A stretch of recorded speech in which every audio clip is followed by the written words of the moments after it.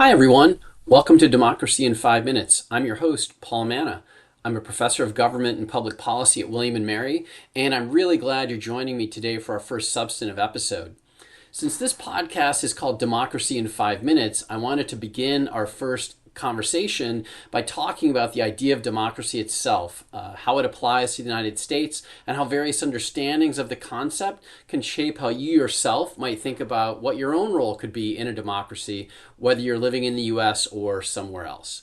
So let's jump right in. I want to start today by defining what I mean by democracy. No matter where you look, any basic definition of democracy will essentially say the same thing, that democracy represents rule by the people. This notion that the people are the ones who govern. Now, the people is a powerful organizing principle for the United States government, for American government.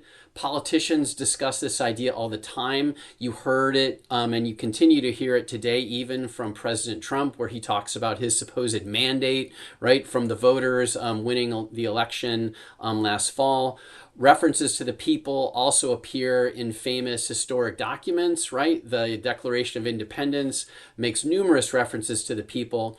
And certainly nobody should forget that iconic opening line of the preamble of the U.S. Constitution, which begins, "We the people." The American people themselves also take this idea to heart. Elections are an iconic example of this. People participating, turning out to vote, campaigning for their favorite candidates.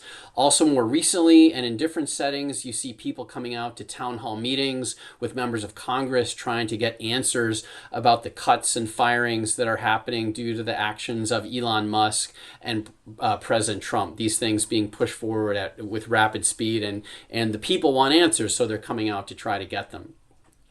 Clearly, then, this idea of the people is a central concept in the American political tradition. So far, so good. But looking a little deeper, things are not entirely straightforward, or at least they're not always entirely straightforward. There are some paradoxes and tensions built into this idea that the people rule in the United States, and I want to get into one of those ideas today. We'll get into another one in the next episode. But today what I want to get into is this idea that although the people are an important organizing frame in the American political tradition, the term democracy itself is notably absent from some places where you might expect to see it, right? The word democracy never appears in the Declaration of Independence, nor does it appear even in the U.S. Constitution.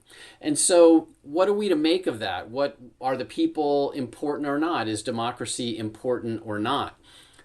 This absence of the term democracy from our founding documents often leads to a statement that you hear people sometimes make. Well, we really don't have a democracy in the United States. What we really have is a republic. What does that mean, and does this distinction really matter?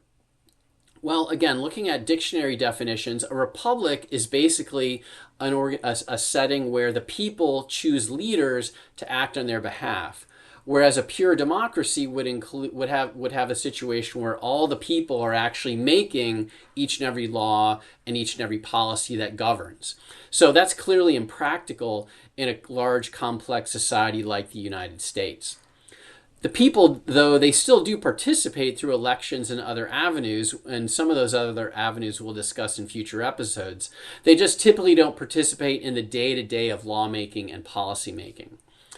So although there is some grain of truth in this idea that we're a republic, not a democracy, I would argue that this is a distinction without a difference. Democratic processes like elections, the people petitioning the government for redress of grievances, like those town hall meetings that I mentioned earlier, these things still are very important parts of the American political system.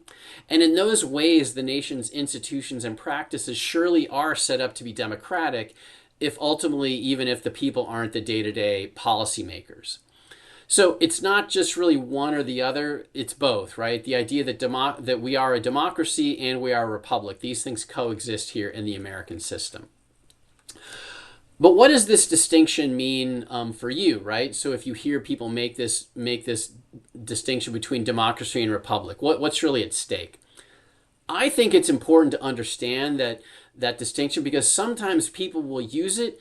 Well, they'll use this "we're a republic, not a democracy" line when they want to downplay concerns that people have about democracy being eroded or democracy maybe being under threat.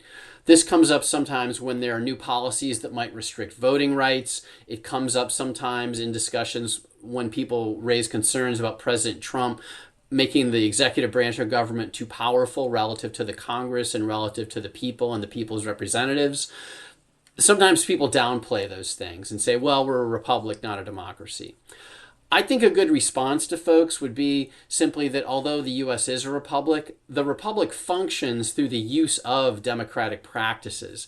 The people still exercise their power to guide the actions of elected officials. And in that sense, we're a representative democracy. So these are some ideas that I think are really important to keep in mind, especially given that the nation's democracy is facing significant threats right now, significant challenges. You can see that all around as you pay attention to the news. And these are details we'll get more into in subsequent episodes, really to talk about the evidence of backsliding that's already occurring. I'd encourage you to pay attention to these developments and really ask questions.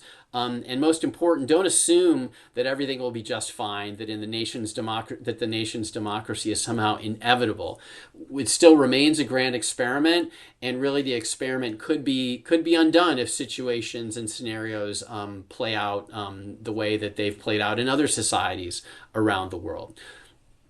With that, let me wrap up and say thanks for joining me. If you like what you're hearing, if these ideas sound interesting to you, I'd encourage you to take the time to tune in to future episodes and also to reach out. It'd be great to hear your reactions and to get your ideas for other topics we could discuss.